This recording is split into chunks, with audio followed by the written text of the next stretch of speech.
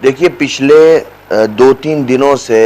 पूरे देश के अंदर दारुल देवबंद के एक नोटिस को लेकर के जो सिर्फ उनके स्टूडेंट के लिए था, एक दुष्प्रचार किया जा रहा है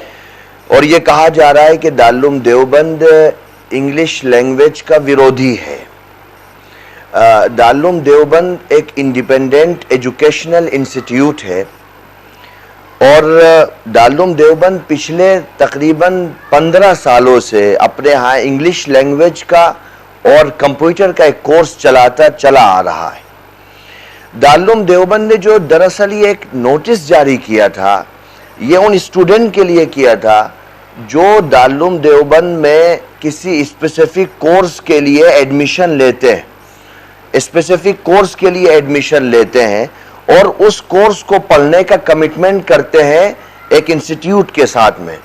दारुल देवबंद उस आधार पर उनको फ्री ऑफ कॉस्ट बोर्डिंग की फैसिलिटीज देता है, फ्री ऑफ कॉस्ट एजुकेशन देता है, फ्री ऑफ कॉस्ट मेस की फैसिलिटीज देता है, फ्री ऑफ कॉस्ट उनको मेडिकल प्रोवाइड कराता है और उनको महीने में कुछ पैसे भी देता है ताकि वो अपना जीवन यापन बहुत कुशलता के साथ में कर सकें। जब आप किसी इंस्टीट्यूट में इस्लामिक जूरिस्प्रूडेंस पढ़ने के लिए जा रहे हो, इस्लामिक लॉ को पढ़ने के लिए जा रहे हो, हॉली बुक को पढ़ने के लिए जा रहे हो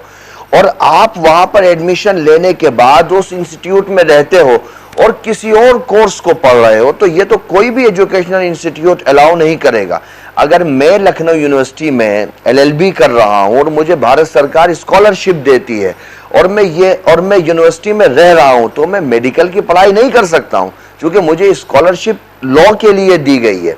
लेकिन इन सब चीजों को न समझ करके सिर्फ एक 2-4 लाइनों की बुनियाद पर जो हमारे यहाँ कुछ बुद्धिजीवी जिन लोगों को कहा जाता है, उनको एक व्यापार करने का एक लगता है कि पूरा मौका मिल गया है, वो उसको भुनाने के लिए देश के अंदर नफरत का माहौल पैदा कर रहे हैं। दारुल देवबंद क्यों किसी को रोकेगा इंग्लिश पढ़ने से? देश के अंदर तो सिर्फ 2% लोग मदरसों में आते हैं, कोई गन पॉइंट पर किसी को मदरसे में थोड़ी लाया जाता है। जब मदरसे में वो एक स्पेसिफिक कोर्स को पढ़ने के लिए आ रहा है तो नोटिस का मतलब यह है कि आपकी एजुकेशन पूरे तौर पर उसी कोर्स पर फोकस रहना चाहिए। और देश के संविधान में आर्टिकल 30 क्लोज ए में किसी भी माइनॉरिटी को रिलीजन के आधार पर या लैंग्वेज के आधार पर अपने एजुकेशनल इंस्टीट्यूट बनाने का अधिकार दिया गया है। आर्टिकल 25 में फ्रीडम ऑफ रिलीजन की बात की गई है। तो जितने भी स्टेट मिनिस्टर हैं और केंद्रीय मंत्री हैं जो एक तरीके से अनकॉन्स्टिट्यूशनल वे में जाकर के इस पर